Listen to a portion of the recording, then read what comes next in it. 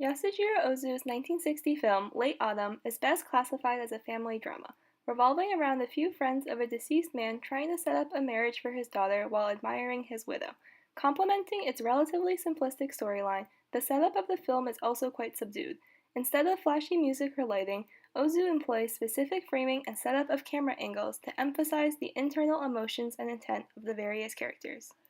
Let's start with this scene, which occurs around the halfway point of the film.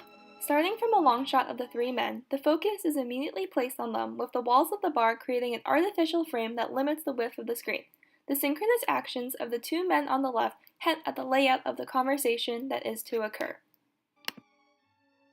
Switching to a medium shot, the camera angle is situated such that Hariyama is more in the foreground than Taguchi and Mamiya, and the space appears greater between Hariyama and Taguchi than Taguchi and Mamiya, again emphasizing the greater similarities between the latter two, whom are both married with children, compared to Taguchi, who is a widow.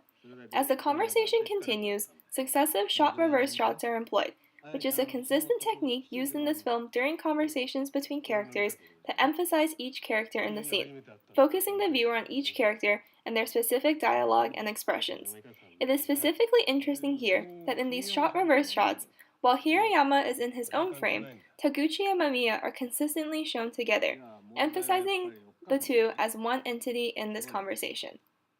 This is highly symbolic of the conversation taking place, which becomes focused on getting Akiko to remarry so Ayako will be more inclined to get married herself.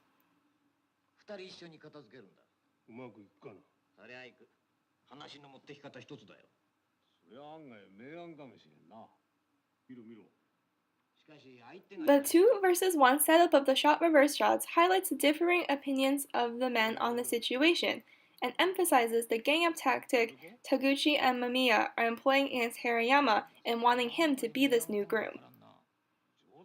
Additionally, by focusing this entire scene solely on the conversation between these three men, whom are essentially planning the Miwa's lives without any regard for their desires, Ozu emphasizes the social trend of Japan at this time, a male-dominated society where marriage is often viewed as a need and obligation instead of for love. Ultimately, Late Autumn does end with a marriage, but as the film has been focused on exploring relationships between friends and family, the wedding as such is also focused on emphasizing each character instead of the actual event. Notably, this entire sequence is practically devoid of dialogue, with the only sound being some light background music and a few remarks by the photographer. As a matter of fact, it is not even the ceremony or celebration that is shown, but instead the photo session.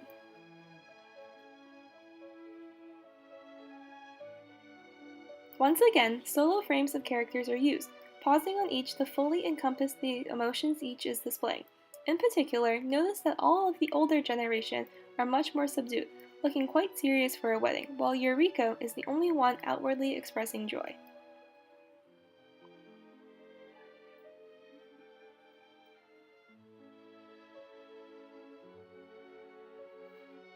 Finally, the sequence arrives back at Ayako and Shotaro, but different from the relatively close-up shots of the other characters, the only solo shot of them is in the context of their wedding portrait being taken, a stilted formal image as compared to the natural real-life reactions of the other characters.